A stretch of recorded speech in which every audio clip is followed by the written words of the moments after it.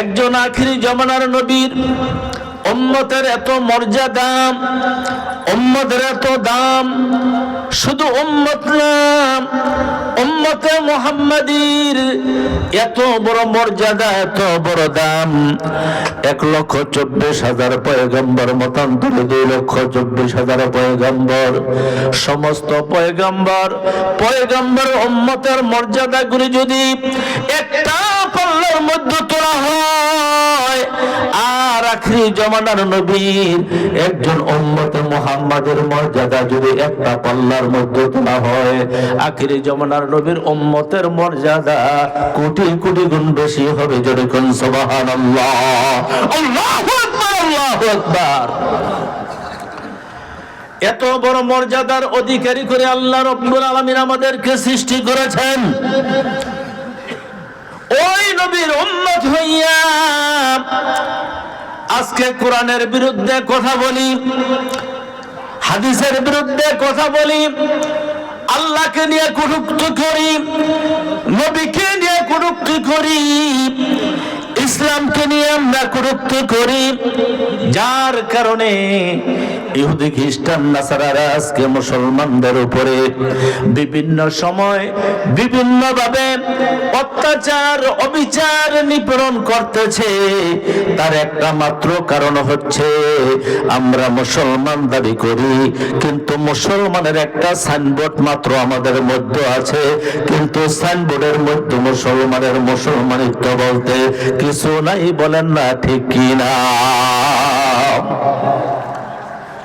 বাবারা আমার, আজকে সারা বাংলাদেশ সমস্ত তৌহিদি মুসলমানেরা তাদের রক্তক্ষরণ হচ্ছে।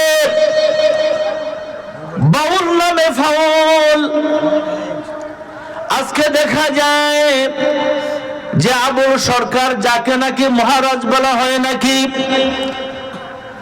ওই বাউল নামে ফাউল, যিনি আমার আল্লাহকে নিয়ে কটূক্তি করেন, আমার আল্লাহকে নিয়ে এমন ধরনের কথা বলে যেই কথা ফেরাউনের বলার দুঃসাহস হয় নাই, আবু জেহেলের বলার মতন দোষ হয় নাই। আজকে দেখা যায় ওই বাউল নামক ফাউল আবুল সেই কথাগুলি দুনিয়ার মানুষের সামনে বলেছে। আজকে যেখানে শতকরা 99% মুসলমানের দেশে আল্লাহর বিরুদ্ধে কথা বলে, নবীর বিরুদ্ধে কথা বলে, আজকে এখন পর্যন্ত সে জীবিত কিভাবে থাকে আমার বুঝে আসে না। আল্লাহর বিরুদ্ধে যে ব্যক্তি কথা বলে সে তো মুসলমান থাকে না, সে তো কাফের হয়ে যায়। আর তাকে যে সাপোর্ট করে সাথে সাথে সে মুরতাদ হয়ে যায়।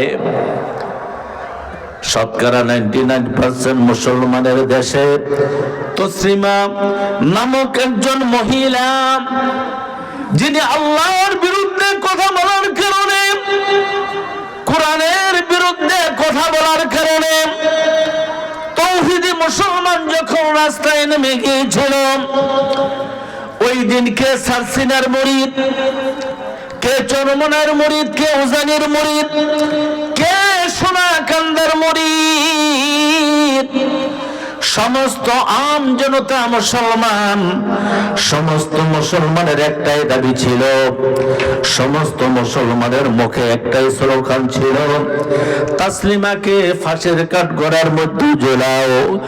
ওই সময় তসলিমা নাসরিন রাতের অন্ধকারে বোরকা পরে এই বাংলার জমিন ছেড়ে ভারতে পালাইতে বাধ্য হয়েছিল। কি বলেন ঠিক কি না?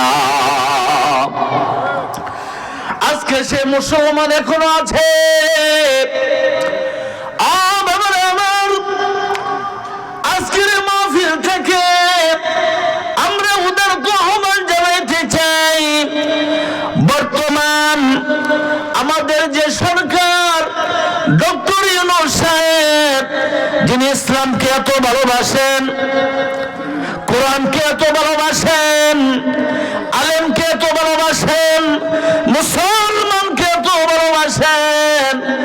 আজকে শতকরা 99% মুসলমানের দেশে ওই বাউল ফাউল নামে আবুল এখনো কিভাবে বেঁচে আছে? কারণ যদি একজন মানুষ অপরাধ করে, কোর্টের মধ্যে জজ 3 জন সাক্ষীর মাধ্যমে তার রায় দেওয়া হয়। 3 জন সাক্ষী যখন বরাবর হয় তখন তার রায় ঘোষণা করা হয়।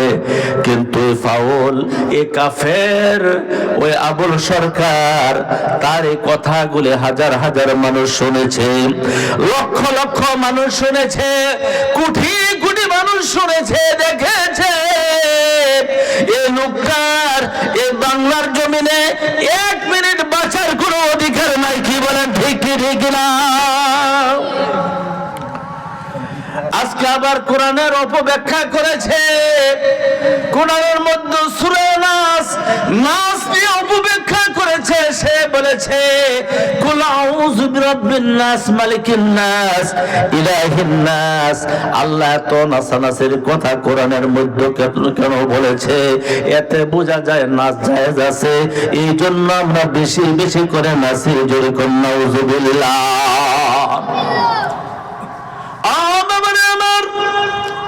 আমি বলতে চাই আল্লাহ রাব্বুল আলামিন এই সূরা নাসকে কেন নাযিল করেছেন? এই মুরতাদ আবুল সরকার যে সূরার ব্যাখ্যা জানে না, যে সূরার অর্থ জানে না, যে সূরার শানে নজুল জানে না, সূরার অপব্যাখ্যা করে। এই সূরার মধ্যে এত নাস আল্লাহ দিয়েছে, এই জন্য আল্লাহ কইছে বেশি বেশি করে নাসার কথা বলেছে। অথচ এই সূরা কেন নাজিল হয়েছে, কেন নাজিল করা হয়েছে, এর ব্যাখ্যা শানে নজুল যদি জানতো, এই ব্যাককলের জাতেরা, এই অপদার্থরা কোনদিন এই ধরনের কথা বলার দূর সাহস তারা পেত না। আজকে বন্ডার জাতেরা যারা আবুল সরকারের পক্ষে কথা বলে, তাদেরকে সঠিক জবাব দেওয়ার সময় হয়েছে। সঠিক জবাব দিবেন যে আল্লাহ কেন এই সূরা নাস নাজিল করলেন, সূরা ফালাক কেন আল্লাহ রাব্বুল আলামিন নাজিল করলেন। আল্লাহ রাসূল যখন অসুস্থ হয়ে গেলেন, ইহুদিরা আল্লাহ রাসূলের উপরে জাদু করেছিল।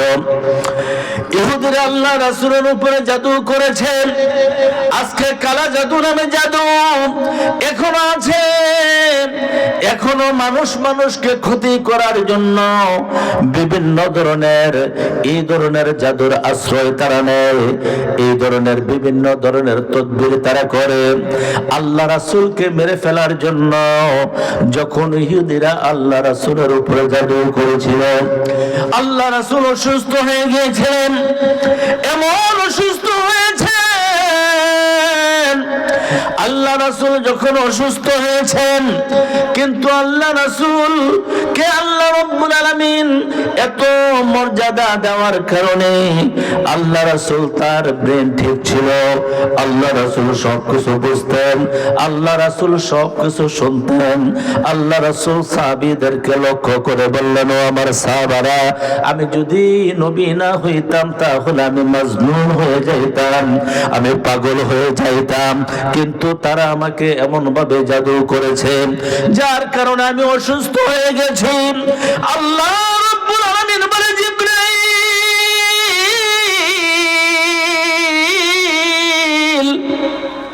আমার বন্ধু আজকে অনেক দিন যাবত অসুস্থ।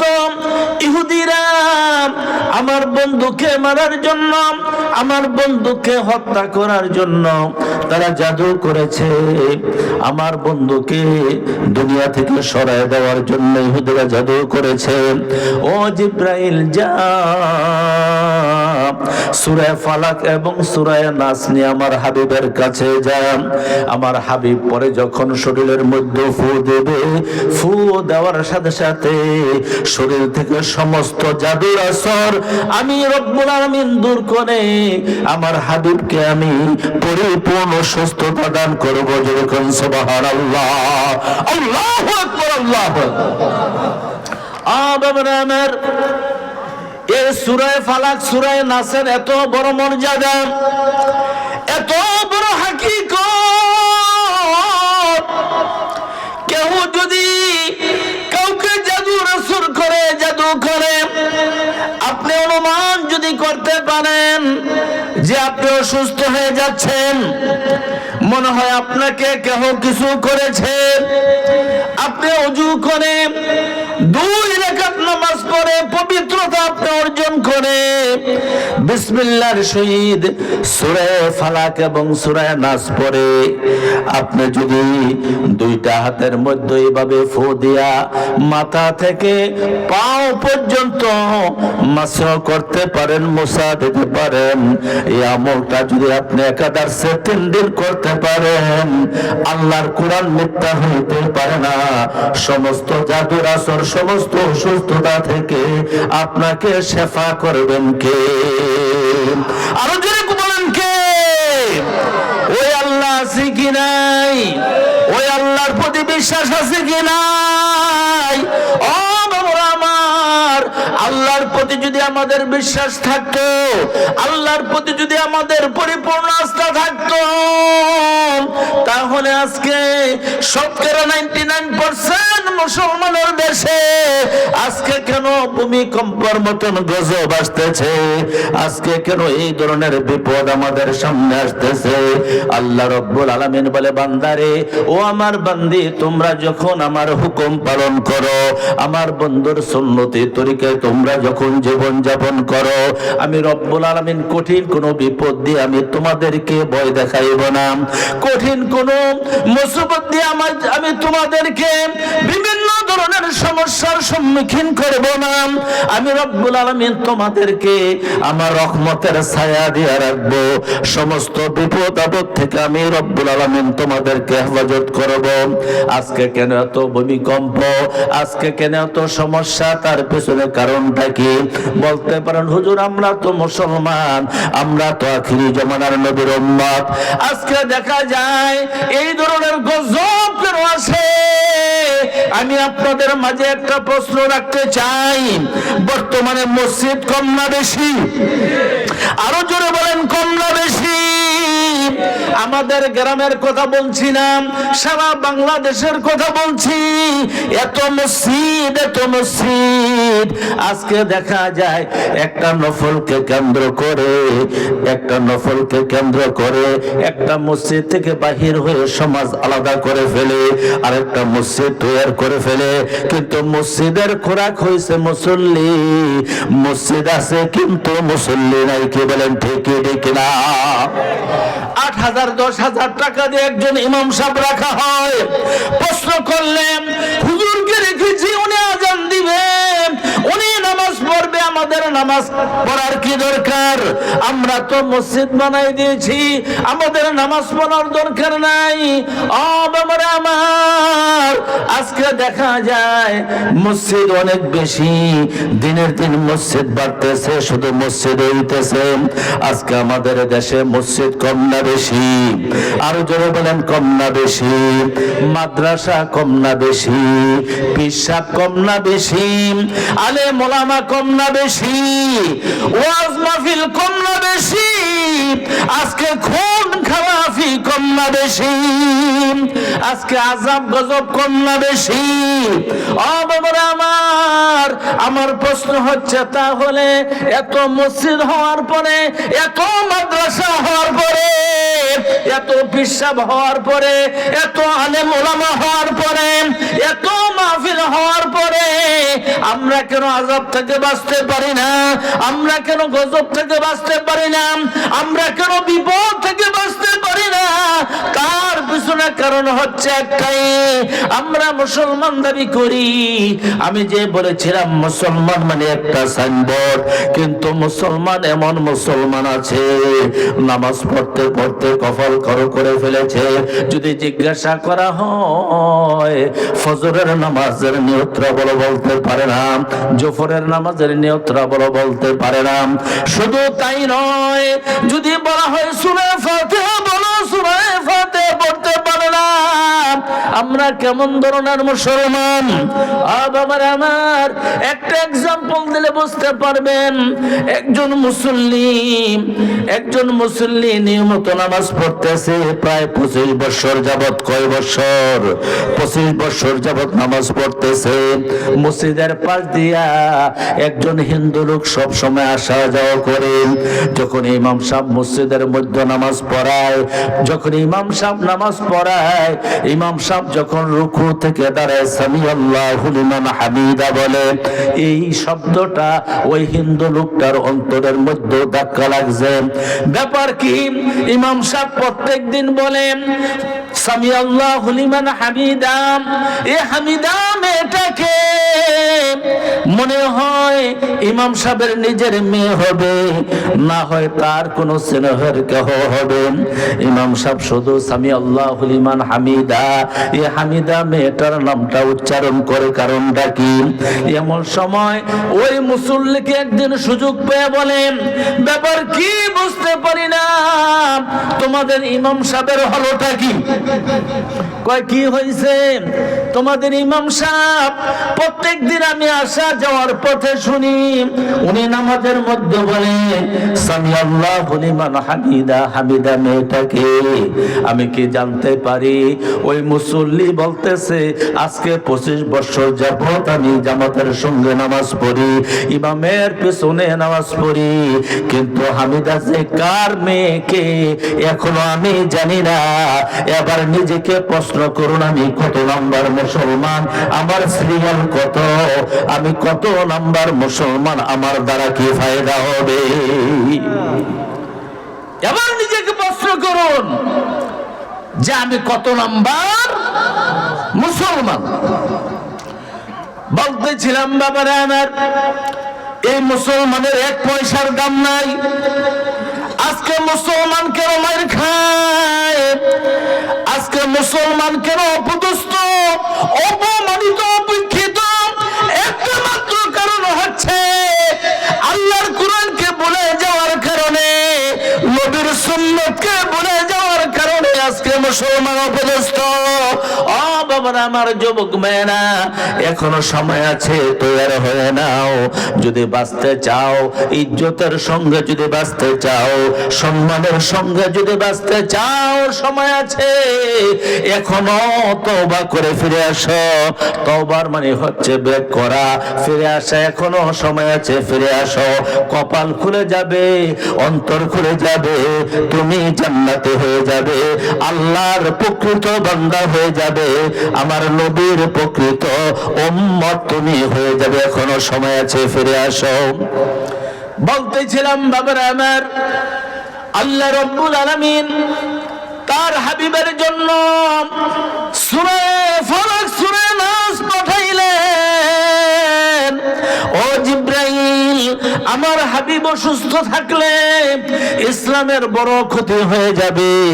আমার হাবিব অসুস্থ হবে, অসুস্থ থাকবে, এটা আমি আল্লাহ সহ্য করতে পারি না। যা যা, এই সূরা ফালাক, সূরা নাস নিয়ে আমার হাবিবের কাছে চলে যা। আল্লাহর হাবিব যখন সূরা ফালাক পড়লেন, সূরা নাস পড়ে যখন শরীরের মধ্যে ফু দিলেন, ফু দেওয়ার সাথে সাথে আমার নবী সুস্থ হয়ে গেলেন। আমার নবী শুকরিয়া দেন, 2 রাকাত নফল নামাজ পড়ে আল্লাহর কাছে সিজদায় নুকে বললেন যেরকম সুবহানাল্লাহ। বাবারা আমার, আল্লাহ রাসূল শিক্ষা দিয়েছেন, তোমরা যখন বিপদের মধ্যে পড়বে তখন তোমরা দুনিয়ার কোনো কিছুর পিছনে না দৌড়াইয়া তোমরা মসজিদের মধ্যে চলে যাও। তোমরা যখন বিপদে পড়বে মসজিদের মধ্যে চলে যাও। তোমরা যখন কঠিন অসুস্থ হবে মসজিদের মধ্যে চলে যাও। তোমাদের কলিজাটাকে মসজিদের মধ্যে ঝুলাই দাও, তোমাদের কলিজাটাকে মসজিদের মধ্যে ঝুলাই দাও। তোমাদের সম্পর্কটা মসজিদের সঙ্গে করে নাও। নামাজ পড়ে সেজদা দিয়ে আমার আল্লাহর কাছে চাও। আমার আল্লাহর কাছে চাইতে দেরি হবে, আমি রব্বুল আলামিন তোমাদেরকে দিতে দেরি করব না। যেরকম সুবহানাল্লাহ। আমরা কেমন আল্লাহর বান্দা, আমরা কেমন আল্লাহর বান্দা, আমার আল্লাহ কেমন।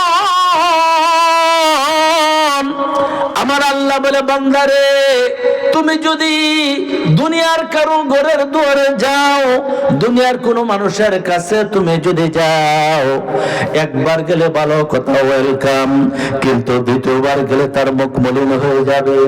দ্বিতীয়বার গেলে তোমাকে আর তার ঘরের পাশে জায়গা দেবে না।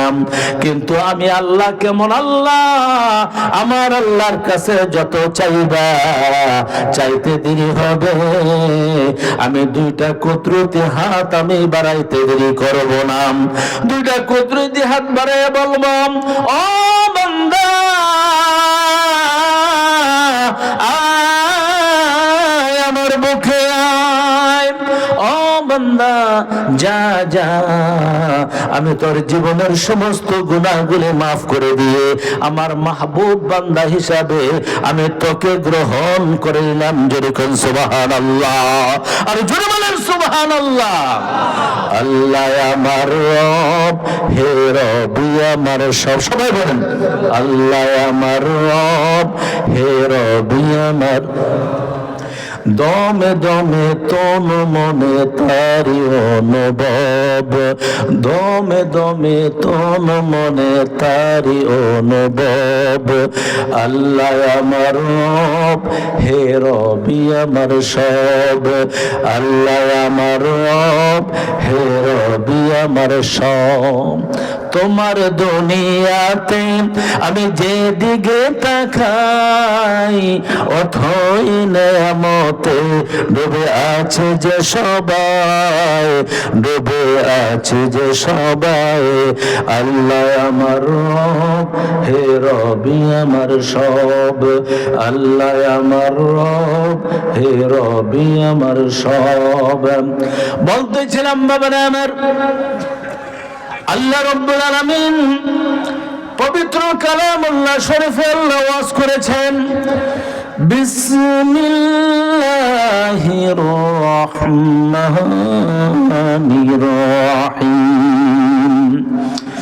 ইয়া আইয়ুহাল্লাযীনা আমানু তাকুল্লাহ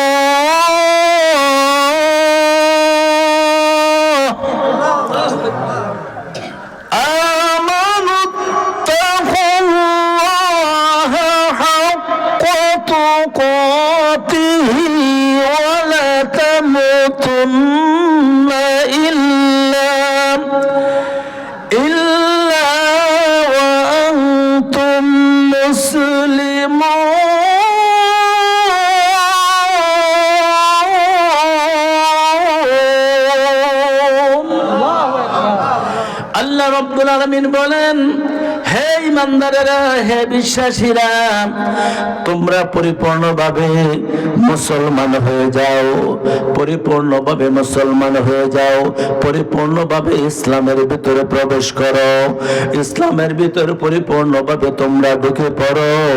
আর মুসলমান না হইয়া তোমরা মৃত্যুবরণ কইরো না। বলতে পারেন, হুজুর আমরা তো মুসলমান, আমার দাদা মুসলমান, আমার বাবা মুসলমান, আমিও তো মুসলমান। আল্লাহ রাব্বুল আলামিন কোন মুসলমানের কথা বলেছেন? ও বাবারা আমার, যে মুসলমানের ভিতরে আল্লাহর কোরআন আছে, যে মুসলমানের ভিতরে নবীর সুন্নাহ আছে, যে মুসলমানের ভিতরে তাকওয়া আছে, যেই মুসলমানের অন্তরে কোন ইহুদি কোরআনের বিরুদ্ধে কথা বলার সাথে সাথে ওই মুসলমান তার জীবনকে পরোয়া না করে ওই মুসলমান ঘর থেকে বাহির হয়ে যায়, ওই মুসলমান বাঁচতে চায় না, ওই মুসলমান একমাত্র আল্লাহর রাস্তায় জীবনকে বিলীন করে দিয়ে ইহুদি খ্রিস্টান নাসারাদের সঙ্গে লড়তে চায়। যে মুসলমান শাহাদাত বরণ করতে চায় ওই মুসলমানের কথা আল্লাহ রাব্বুল আলামিন উল্লেখ করেছেন। আমরা কেমন মুসলমান, ঘরের পাশে মসজিদ আজান হয়, ও বাবারা আমার, আমরা কেমন মুসলমান হইলাম, আমাদের অন্তরের মধ্যে এতটুকু ভয় হয় না, এতটুকু মায়া হয় না যে মুয়াজ্জিন সাহেব বলতেছে হাইয়া আলাস সালাহ, হাইয়া আলাস সালাহ, হাইয়া আলাল ফালাহ, হাইয়া আলাস সালাহ, নামাজের দিকে আসো, হাইয়া আলাস সালাহ, নামাজের দিকে আসো, হাইয়া আলাস সালাহ, নামাজের দিকে আসো, হাইয়া আলাল ফালাহ, নামাজ যদি তুমি পড়ো, সালাতের দিকে যদি তুমি আসো, তোমার কল্যাণ হবে, তোমার মঙ্গল হবে, তোমার ভালো হবে, তুমি সুন্দর জীবন যাপন করতে পারবে। বলতেছিলাম বাবারা আমার, ওই আউল বাউল ওই ফাউল ব্যক্তিরা আজকে কোরআনের বিরুদ্ধে কথা বলে, আজকে আমার নবীর বিরুদ্ধে কথা বলে, তার একটা মাত্র কারণ হচ্ছে আজকে আমাদের সংসদগুলি কোরআন দিয়া চলে না, আজকে আমাদের আইন আদালতগুলি বিচারগুলি কোরআন দিয়া চলে না। আজকে যদি কোরআন দিয়া চলতো, এই দেশের মধ্যে কোন আউল বাউল ফাউল আল্লাহর বিরুদ্ধে কথা বলে, কোরআনের বিরুদ্ধে কথা বলে, একটা সেকেন্ডও বাঁচতে পারতো না। কি বলেন, ঠিক কি ঠিক না? হুশিয়ার শব্দ, ইসলামের শত্রুরা হযরত মাওলানা আক্তার জামান সিদ্দিকী সাহেব। বলতেছিলাম বাবারা আমার, আজকে দেখেন সৌদি আরবে আজান দেওয়ার পরে কোটি কোটি টাকার সোনার দোকান ফেলে দিয়ে তারা মসজিদে চলে যায়। আমার একজন বন্ধু সৌদি আরবে চাকরির সুবাদে গিয়েছিল, উনি বললেন আমি কাপড় ক্রয় করার জন্য যখন মার্কেটে গেলাম, কাপড় দাম করতেছি, এমন সময় যখন আল্লাহু আকবার আল্লাহু আকবার যখন আজানের ধ্বনি আমাদের কানের মধ্যে শুরু হলো, আমরা শুনতে পাইলাম, সাথে সাথে সৌদি দোকানদার বললাম, ও হাজি হারাম, আল্লাহ রাব্বুল আলামিনের ডাক এসে গেছে, এখন আমাদেরকে আল্লাহকে সিজদা করার জন্য মসজিদে যাইতে হবে, এখন ব্যবসা করা হারাম, এখন কাজ করা যাবে না, ব্যবসা করা যাবে না, দোকান ছেড়ে দিয়ে কোটি কোটি টাকার স্বর্ণের দোকান ছেড়ে দিয়ে মসজিদের মধ্যে চলে যায়। কিন্তু তাদের বিশ্বাস আছে, সর্বপ্রথম বিশ্বাস আল্লাহর উপরে, দ্বিতীয় নম্বরে বিশ্বাস এই দেশটা কোরআন দিয়া চলে, চুরি করলে চোরের হাত কাটা যাবে। কি বলেন, ঠিক কি ঠিক না? বাবারা আমার, তুমি যদি বাদশার ছেলে হও, তুমি যদি স্বরাষ্ট্রমন্ত্রীর ছেলে হও, তুমি যদি প্রধানমন্ত্রীর ছেলে হও, তুমি যদি আইনমন্ত্রীর ছেলে হও, তুমি যদি শিক্ষামন্ত্রীর ছেলে হও, তুমি যদি বড় ধনী লোকের ছেলে হও না কেন, কিন্তু তুমি যদি চুরি করো, তোমার শাস্তি হয়েছে হাত কাটা। ওই দেশে কোরআনের আইন, এই আইনকে রদ করার মতন কারো শক্তি নাই। বলতেছিলাম বাবারা আমার, যার জন্য চোরেরা চিন্তা ভাবনা করে আমি চুরি করব না, চুরি করলে আমার হাত কাটা যাবে, আর আমাদের দেশে চুরি করলে চোরের প্রমোশন বাড়ে। কি বাড়ে? চোরের প্রমোশন বাড়ে। খুন করলে খুনির প্রমোশন বাড়ে। ও বাবারা আমার, কেমন আজব দেশে আমরা বসবাস করতেছি, কেমন আজব মুসলমান আমরা, কেমন আজব বিচার আমাদের দেশে। আজকে যার কারণে ওই আদালত পথে দেখা যায় চোর, আজকে তারা রেহাই পেয়ে যায়। আর যারা চুরি করে নাই, আজকে চুরির শাস্তি নিয়ে সারা জীবন তারা জেলখানার মধ্যে মানবতার জীবন কাটায়। কি বলেন ঠিক কি ঠিক না? তার একটা মাত্র কারণ হচ্ছে কোরআনের আইন আজকে আমাদের দেশে চালু না হওয়ার কারণে, কোরআন দিয়া বিচার না করার কারণ। কি বলেন ঠিক কি ঠিক না? আজকে আমার দেশে ডাব চুরির বিচার হয়, আজকে আমার দেশে কাঁঠাল চুরির বিচার হয়, আজকে আমার দেশে মুরগি চুরির বিচার হয়, আজকে আমার দেশে গম চুরির বিচার হয়। ও বাবা, আমার এসি রুমের ভিতরে বসে দামি দামি কোট টাই পরে আজকে কলম দ্বারা গরিবের লক্ষ লক্ষ টাকা চুরি করে, ওই চোরদের কোনো বিচার হয় না। আর ওই চোরেরা যখন গম চুরির বিচার করে, ওই চোরেরা যখন ডাব চোরদের বিচার করে, তাদের কাছে আমাদের কি নিরাপদ? তাদের কাছে আমাদের বাংলাদেশের কি নিরাপদ? কি বলেন ঠিকই ঠিক না? এই জন্য বাবার আমার বর্তমানে সময় এসেছে, সুবর্ণ সুযোগ। একজন মসজিদের ইমাম সাহেব আপনি নিয়োগ দিবেন, 400-500 লোকের একজন ইমাম, একটা সমাজের একজন ইমাম। ইমামের চরিত্রের সার্টিফিকেট আপনারা চান, ইমামের চরিত্র কেমন, ইমামের আমল কেমন, ইমাম কোন জামা পরে, কোন টুপি পরে, ইমাম সাহেব কিভাবে চলে, কিভাবে হাঁটে, ইমাম সাহেবের বউ সুন্দর কিনা, ইমাম সাহেবের সন্তান কি করে, এতগুলি সার্টিফিকেট আপনাদেরকে দিতে হয়। মাত্র একটা মহল্লার ইমাম সাহেব অল্প কিছু লোকের ইমামতি করার জন্য যদি তার এত চারিত্রিক সার্টিফিকেট আপনাদেরকে দিতে হয়, আজকে হাজার হাজার লক্ষ লক্ষ ইমাম, লক্ষ লক্ষ আজকে মানুষের একজন আমাদের বিচারক, আমাদের পরিচালক, আমাদের এমপি মন্ত্রী হবে, প্রধানমন্ত্রী হবে। বাবারা আমার, তারা কিভাবে সমাজ চালাইবে, কিভাবে রাষ্ট্র তারা চালাইবে, এখন আমাদেরকে সময় এসেছে বোঝার জন্য।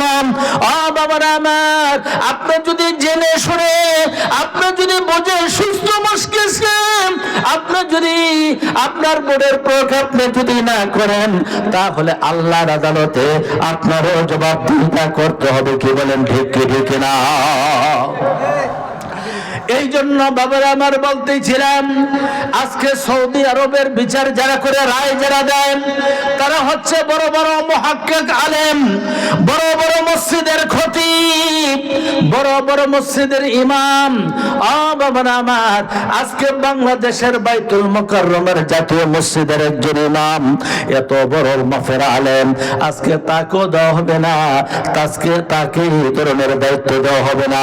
আজকে আলেমদেরকে দূরে সরাইয়া, সর্বকাজ থেকে আলেমদেরকে দূরে সরাইয়া, এই রাষ্ট্র কোনোদিন বিচার আচার যে কোনো কাজকর্ম সুন্দর হতে পারে না, সুন্দর হতে পারে না। কি বলেন ঠিক কি ঠিক না? এই জন্য বলছিলাম বাবারা আমার, আমার যে কথা সর্বশেষ যে কথা আমার থাকবে, এ শতকরা 99% মুসলমানের দেশে যারা আল্লাহর বিরুদ্ধে কথা বলবেন, যারা কোরআনের বিরুদ্ধে কথা বলবেন, নবীর বিরুদ্ধে কথা বলবে, মসজিদের বিরুদ্ধে কথা বলবে, মুসলমানের বিরুদ্ধে কথা বলবে, একজন মুসলমানের শরীরে শেষ বিন্দু রক্তের ফোঁটা থাকা সত্ত্বেও ওই মুসলমান কোনদিন কাপুরুষের পরিচয় দিতে পারে না, ওই মুসলমান কোনদিন মুনাফিকের পরিচয় দিতে পারে না। ওই মুসলমানের চরিত্র হবে, ওই মুসলমানের চরিত্র হবে ওমরের মতন, ওই মুসলমানের চরিত্র হবে আবু বকরের মতন, ওই মুসলমানের চরিত্র হবে হাসানের মতন, ওই মুসলমানের চরিত্র হবে আলীর মতন, ওই মুসলমানের চরিত্র হবে উমাইয়া বিন খালফের মতন। কে বলে ঠিক কি ঠিক না? বাবারা আমার, ওই চরিত্র যতক্ষণ পর্যন্ত গঠন না করতে পারবো ততক্ষণ পর্যন্ত আমরা কামিল মুমিন হইতে পারবো না। বাবারা আমার, সর্বশেষ আমার যে কথা, আজকে বাংলাদেশে শুধু কোরআনের আইন না থাকার কারণে ওই আবুল নামক ওই ফাউল ব্যক্তিটা আজকে তার কথা বলে আজকে সে বেঁচে যাচ্ছে। আজকে তার পক্ষ কিছু মানুষ কথা বলছে। আজকে আমরা বলবো আবুলকেও ছাড়া হবে না, আর আবুলের পক্ষে যারা কথা বলবে এ তৌহিদি মুসলমান তাদেরকেও ছেড়ে দেবে না। কি বলেন, ঠিক কি ঠিক না? বাবারা আমার, সর্বশেষ আমার যে কথা, আমি যে কোরআনের আয়াত পড়েছিলাম, মিনহা খলাকনাকুম ওয়া ফিহা নুঈদুকুম ওয়া মিনহা নুখরিজুকুম তারাতান উখরা, এই আয়াতটুকু আমাদের সবার পরিচিত। যেহেতু আমাদের পাশে কবরস্থান, এখানে অনেক মানুষ শুয়ে আছে। ও বাবারা আমার, এখানে অনেক মানুষ শুয়ে আছে। বাবারা আমার, এই কবরের চিন্তা তো আমাদের কারো নাই। বাবারা আমার, শৈশব আমরা কাটাই হেলায় খেলায়, আমাদের শৈশবটা হেলায় খেলায় কেটে যায়। কিন্তু যখন আমাদের যৌবন বার্ধক্য চলে আসে তখন আমাদের মধ্যে দুর্বলতা চলে আসে। এই জন্য কবি কত সুন্দরভাবে বলেছেন, শৈশব কাটানো খেলায় দুলায়, শৈশব কাটানো খেলায় দুলায়, যৌবন বার্ধক্য অবহেলায়, মরণের পরে ইবাদত করার সে সুযোগ তুমি আমি পাবো কোথায়? বাবারা আমার, ওই সুযোগ আপনি আমি পাবো না। এই জন্য বাবারা আমার, আমাদের পাশে কবরস্থান। এই মাহফিলের যিনি প্রাক্তন সভাপতি ছিলেন, বাবারা আমার, মরহুম আলহাজ আব্দুল আজিজ ব্যাপারী সাহেব আমার পাশের চেহারা উনি বসে থাকতো। যতক্ষণ বক্তারা আলোচনা করতো চেহারার দিক তাকাই থাকতো। আজকে উনি এখানে শুয়ে আছে। ও বাবারা আমার, আপনি আমি কেহ দুনিয়াতে থাকবো না। কি বলেন, ঠিক কি ঠিক না? নারে তাকবীর, নারে তাকবীর। প্রধান বক্তার আগমন, প্রধান বক্তার আগমন রঘুনাথপুরের পক্ষ থেকে, রঘুনাথপুরের পক্ষ থেকে। বাবারা আমার, আমি